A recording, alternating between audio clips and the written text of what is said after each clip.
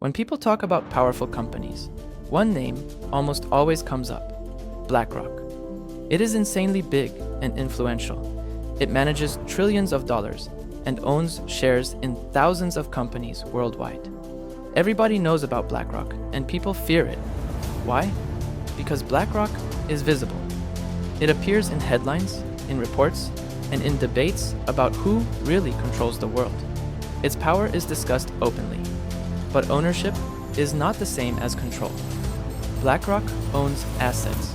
It advises governments and corporations. It invests capital. Now imagine a completely different kind of power.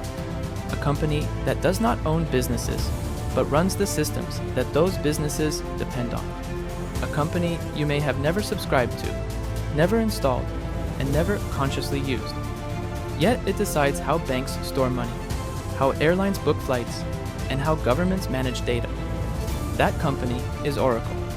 And that's why Oracle may be far more powerful and far scarier than BlackRock. Let's find out why. Oracle is not a company you interact with. You don't open it on your phone. You don't scroll through it. You don't even notice when it's working. Because Oracle doesn't live on the surface of the internet. It lives underneath it. Inside banks, Oracle systems process transactions and store financial records. Inside airlines, they power reservation systems that decide who flies, when, and at what price. Inside telecom companies, they manage billing and usage. Inside governments, they store tax data, identity records, and critical public systems. Oracle doesn't build products for people. It builds infrastructure for institutions. And once an institution runs on Oracle, everything else depends on it. That's where Oracle actually lives quietly, invisibly, at the core of the modern world. Long before cloud computing and mobile apps, large institutions faced one critical problem: how to store massive amounts of data without failure. That's where Oracle won.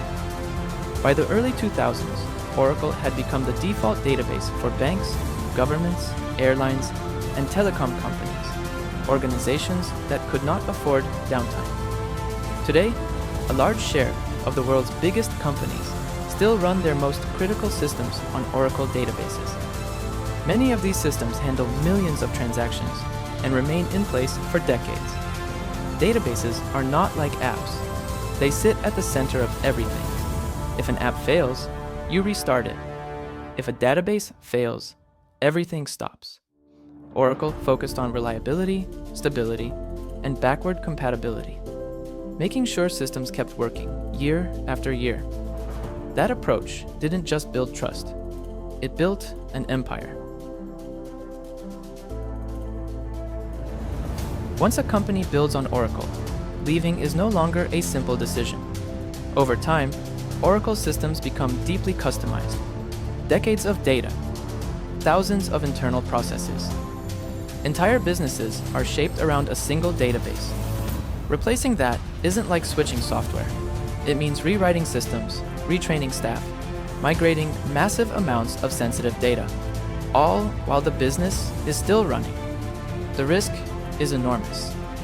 A failed migration can shut down payments, halt operations, or erase critical records. For banks, airlines, or governments, that risk is unacceptable. So companies don't leave. They renew contracts. They pay maintenance fees. They build around Oracle instead of replacing it. This is lock-in, not forced by contracts alone, but by complexity, risk, and dependence. And once a system becomes too big to replace, it stops being a choice. The most powerful systems are rarely the loudest ones. They don't trend. They don't go viral. They don't appear in daily headlines. That's exactly where Oracle operates. While visible giants are debated, regulated, and criticized, Oracle works quietly in the background, bound by contracts, legacy systems, and institutional dependence. No public attention, no consumer backlash. Just systems that cannot afford to fail. And that's what makes invisible power so strong. Because when something becomes infrastructure, it stops being questioned. You don't argue with it.